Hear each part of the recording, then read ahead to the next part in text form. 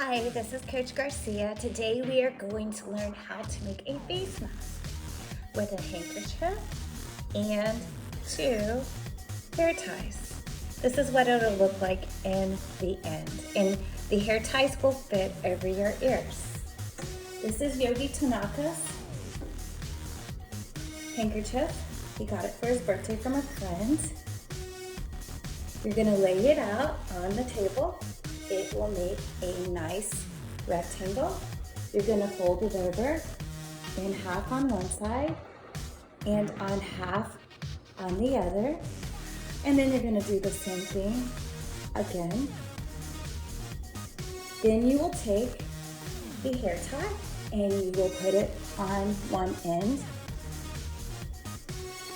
And you will take the other hair tie and put it on the other end and pull the handkerchief through. Then you will fold one end to the middle, and then you will take the other end and fold it to the middle.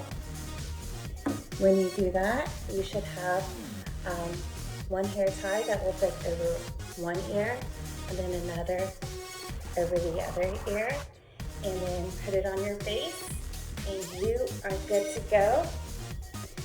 Have fun, be safe, peace, and love. Namaste.